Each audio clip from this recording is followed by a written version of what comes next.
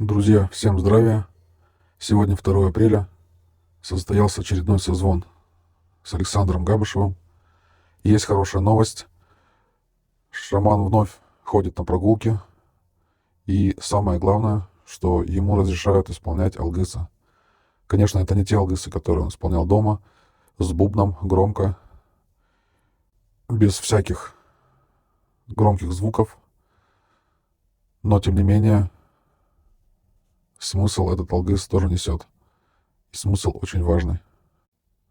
Самое главное, что этот алгыс ему разрешили исполнять вслух. Напомню, что алгыс — это молитвенное песнопение. На нашем канале есть алгысы в исполнении Александра Габышева. Ссылки оставлю под видео.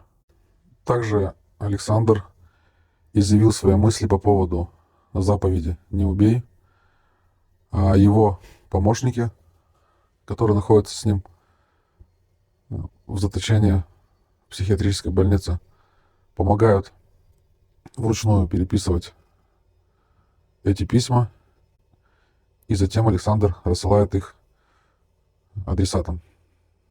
Фото подобного письма вы можете видеть сейчас на экране.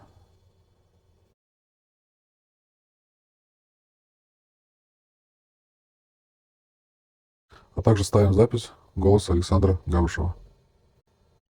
Где? Всем передают привет, всех с весной наступившей. Всем желаю добра, чтобы были все добрыми людьми. Это очень главное, быть добрыми. Мира желаю, чтобы всем был дома, в каждом доме мир пришел, чтобы были все счастливы, все здоровыми были. Счастья многого желаю, потому что этого в нашем мире не хватает сейчас очень многого счастья. Всем желаю добра и еще раз добра. Всех целую, обнимаю. Ваш Александр. И еще, уважаемые подписчики, хочу напомнить, что послезавтра, 4 апреля, у меня день рождения. Если я успею, я планирую запустить стрим со светлой душевной музыкой. Будет стрим без слов. Одна музыка, песня и, конечно же, красивая игра на гуслях.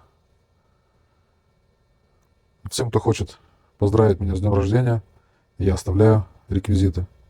Напомню, что вся ваша благотворительность помогает развитию канала. Всех благодарю.